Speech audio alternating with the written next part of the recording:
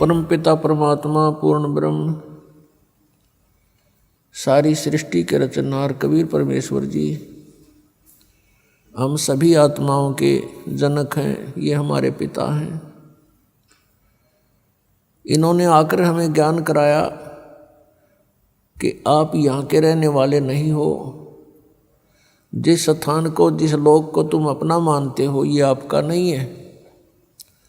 आपको यहाँ विवश करके रोका हुआ है। यहाँ 21 ब्रह्मांड का जो स्वामी है, प्रभु है, जिसको तुम ब्रह्म कहते हो, ये ज्योति निरंजन काल है। इसको श्राप लगा हुआ है 1 लाख मानव शरीरधारी प्राणियों का नित आहार करने का। और उसी उद्देश्य से इसने आप जी को यहाँ विवश करके रोका हुआ है। अपनी स्वार्थ पूर्ति के लिए आप जी को यहाँ झूठे लालच में यहाँ बांध रखा है।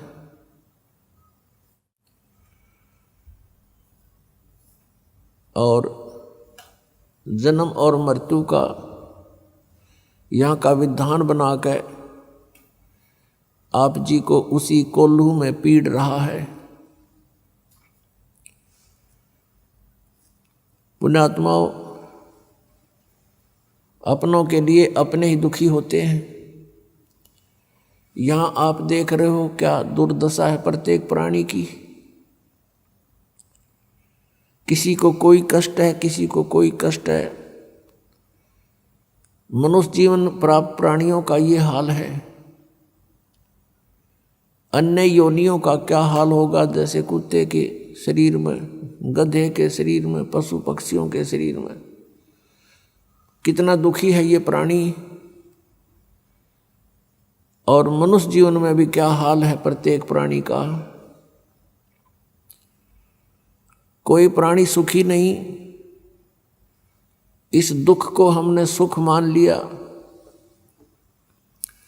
इस दुख के अंदर थोड़ी सी राहत किसी को है, उसी को हम सुख मान बैठे। इसके लिए परमात्मा कबीर देव जी, कबीर साहब जी कहते हैं कि झूठे सुख को सुख है, ये मान रहा मनमोद, ये सकल चबीना काल का, कुछ मुख में कुछ गोद। परमात्मा कहते हैं कि सभी काल आहार है ये जो इसने 21 ब्रह्मांड में आपको उत्पन्न किया हुआ है। अपनी उदर पूर्ति के लिए ये सब कुछ किए हुए हैं। आप जी इसके आहार हो। जैसे कसाई बकरे पालता है, उसका उद्देश्य क्या होता है उन बकरों को सुविधा देने का? अपनी रोजी रोटी और स्वयं आहार करना।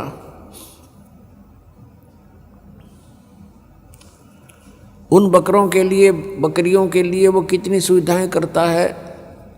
उनके लिए चरागाह बनाता है, जल की व्यवस्था करता है, तालाब, और ऊपर शेड डाल देता है, झोंपड़ी बनाता है गर्मी सर्दी से बचाने के लिए। उन सुविधाओं को देखकर वो बकरे वो समझते हैं कि ये हमारा मालिक बड़ा दयालु है, इसने हमें बहुत सुविधा दे रखी है। और जिसमें वो कसाई, उनका मालिक, उन बकरों के उस स्थान पर आता है तो बकरे उसको अपना एक भद्र पुरुष मानकर, अपना नेक मालिक मानकर उससे प्यार करते हैं, उसके पास आते हैं। कोई तो ऐसे पैरों को उठाकर उसको प्यार देना चाहता है, सीने से लगाना चाहता है बकरा, और कोई उसको चाटता है मुँह जिह्वा से एक प्यार जताने के लिए। और वो देखता है, ऐसे हाथ लगाता है, वो उसको चाटते हैं, प्यार करते हैं। वो देख रहा है कि कितना मांस इसमें बन गया, कितने किलो का हो गया, यो कितने का बिकेगा। और वो बकरे सोचते हैं ये हमें लाड कर रहा है, वो उससे प्यार करते हैं। अब उन सुविधाओं को देखें तो बकरों को ये ऐसा लगता है कि बहुत नेक आदमी हो।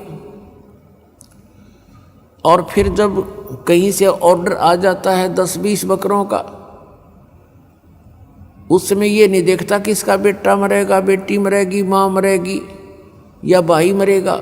वो तो लेकर लाठी और हाँक लेता है उसको। किसी का बेटा मरो आओ, चाहे किसी की बेटी, चाहे माँ या भाई या बहन, और वो जाकर के उनको काट देता है। तो पुण्यात्माओं, परमात्मा कबीर जी ने बताया कि धर्मदास उनकी एक परमात्मा, एक श्रेष्ठ आत्मा, अच्छी आत्मा, उनका भक्त हुआ, जिसको परमात्मा आकर मिले थे।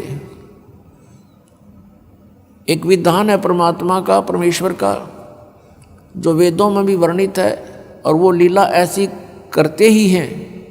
और वेद भगवान की ही गुणगान करते हैं। वेदों में लिखा है कि वो परमात्मा ऊपर ध्रुवलोक के तीसरे पृष्ठ पर, तीसरे स्थान पर विराजमान है।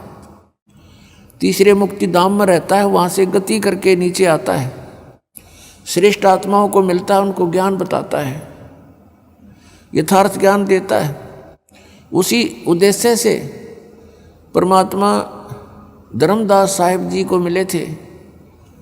एक बहुत ही अच्छी आत्मा परमात्मा की खोज में भटक रही थी। परमात्मा आकर उनको मिले, तब उनसे कहा था कि धर्मदास, जिसको तुम पूज रहे हो ये काल है। गीता जी अध्याय नंबर 11 के श्लोक 32 में स्वयं कहता है, मैं काल हूँ, सबको खाने के लिए आया हूँ, और तुम फिर भी इसी की पूजा कर रहे हो, सर्प को दूध पिला रहे हो।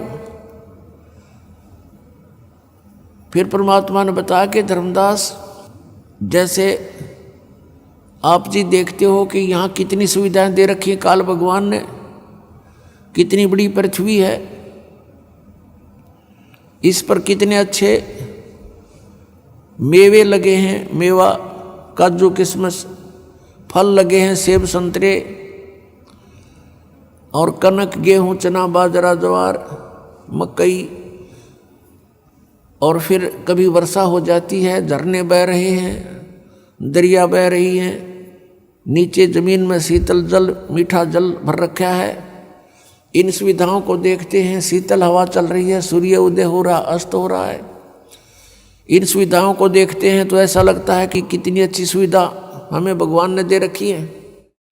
तो इस दृष्टिकोण से तो हम सोचते हैं बड़ा दयालु है ये भगवान, जिसने हमारे को कितनी सुविधा हमें दे रखी है, कितना ध्यान रखा हुआ हमारे प्रत्येक व्यवस्था का, प्रत्येक व्यवस्था को कितना अच्छी तरह हमें दिया हुआ है, कितनी अच्छी व्यवस्था कर रखी है, सब सुविधाएं प्रदान कर रखी हैं।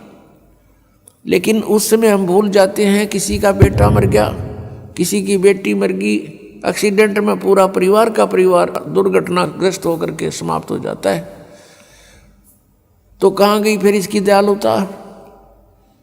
उस समय हम याद भी नहीं करते कि भगवान होता है ऐसे जुल्म किया करता है, क्योंकि हम ऐसे लोक में रह रहे हैं, इस गंदे लोक में रह रहे हैं। यहाँ पर ये सदा बना रहेगा, जन्म और मृत्यु, इस तरह की घटनाएं सदा बनी रहेंगी। उसके लिए परमात्मा ने कहा कि एक और स्थान है सतलोक, सचखंड। उस सतलोक में जाने से तुम्हारी ये सब समस्याएं हल होंगी, सब समस्याओं का समाधान होगा।